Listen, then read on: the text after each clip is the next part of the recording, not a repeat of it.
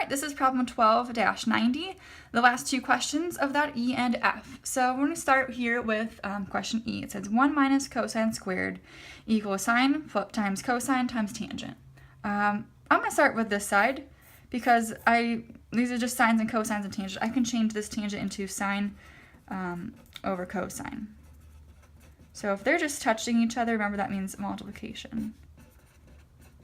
Okay, so I'm going to try to make this right side turn into 1 minus cosine squared. So we're going to cancel out the cosines because we got one on top, one on the bottom, so that goes away. Sine times sine is sine squared of x. So really that whole side right here just turned into sine squared of x. And then if we look at our identities from question C, we had to manipulate one of them earlier. So writing this one down might be helpful if you want to just have a quick reference of it. Or you can always just manipulate it again from this original one that I have in purple. But sine squared of x is worth 1 minus cosine squared of x. So we have sine squared of x. I'm just going to change this into 1 minus cosine squared of x. So that's this whole right side is right here. And that is what we wanted to prove and say that it was the same as. So we just did that. Okay? So all these problems, you're just starting with one side and trying to transform it into this other side, not really doing anything with the opposite side of the equation. All right, last question here is part F. We have cosine squared of x times tangent squared of x equals sine squared of x. So again, I'm going to start on the more complicated side because it's easier to simplify this side than to expand this into something else a lot of times. So let's see, we can change this into, let's change cosine squared into what we have, something from our inequalities, or something, not inequalities, what am I saying?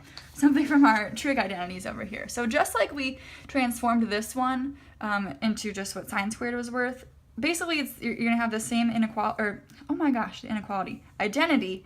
And if I wanna solve it for cosine squared, I'm gonna minus sine squared from each side. So cosine squared of x is also worth 1 minus sine squared of x. So all we did was rearrange this one. If we minus sine squared from both sides, that's what it would turn into. So I'm going to change that on this one. So this cosine squared is going to turn into 1 minus sine squared of x. Maybe I'll put that in like brackets here. And then tangent, I can change tangent squared into sine squared over cosine squared. Okay, we're going to try to make all of this just turn into sine squared of x. Sorry, that light is kind of dark now. I just realized that. So what we can do here is, let's maybe just, let's separate this fraction right here. So I'm going to just copy this one the same. Again, there's a lot of different ways to do this. But I'm going to make it sine squared of x by itself. And then 1 over cosine squared of x. Okay, we just separated that fraction into two, it's separated like that. Okay, and now, so what I'm going to do here is normally I could take this equation and distribute it to both the 1 and the sine squared, but just to save a little bit of work, and because I know what the outcome is going to be, I separated it, and I'm just going to distribute this one only to both this and this. However, you can just multiply and distribute this to both things here. Maybe I'll show you that too. But this way, I'm just going to distribute the 1 over cosine squared to this stuff in the brackets and leave this how it is. So 1 over cosine squared times 1 is going to be 1 over cosine squared minus sine. 1 over cosine squared times sine squared will be, we'll have the sine squared on the top and the cosine squared on the bottom. So that's the whole brackets, and I still have this sine squared of x by itself. Okay, so I have a common denominator now, so that might be kind of helpful. And I can get those to go away. Actually, no, just kidding. Let's try to change it. We're trying to make it be sine squared. So if we could make all this stuff go away, that would be great, because then we just have this part left over. So 1 over cosine squared, if you remember the reciprocal functions, is going to be secant squared. This just turned into secant squared. And then sine squared over cosine squared is tangent squared. So that's what that bracket turns into. And I have the sine squared of x just hanging out still. So if I could make this be proven and say that that's worth 1, then we're in good shape. So if I go back to my identity page, my toolkit page, let's see, what did we have? We had the secant squared minus tangent squared. So if we look at this one, if I minus tangent squared from both sides, I'm going to have secant squared of x minus tangent squared of x equals 1. So that's actually perfect. So that whole chunk in the brackets is just worth 1.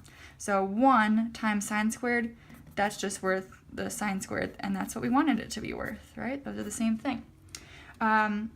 So if we did not separate this out, this would turn into, I'm going to go back up here and do this part. So I'm going to distribute this to both things.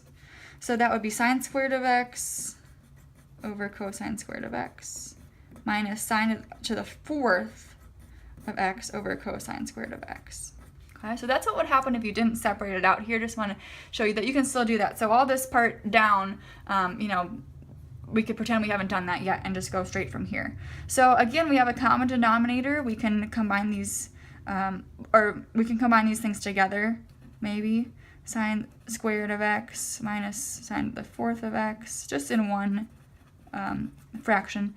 And then what we can do from there is take out something they have in common on the top. So we'll factor out the sine squared.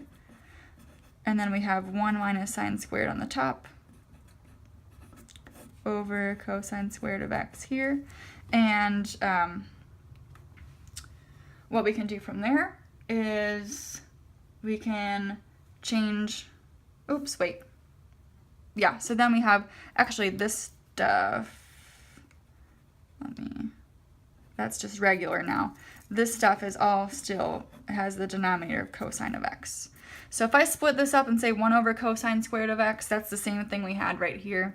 And then negative sine squared over cosine squared is that negative tangent squared. So you get the same exact result. This still would result in a 1 right here, and you just get this part left over. So if you didn't think to separate it, I wouldn't expect you to do that, and you can still do it that way. So this one's a little more complicated, but definitely doable.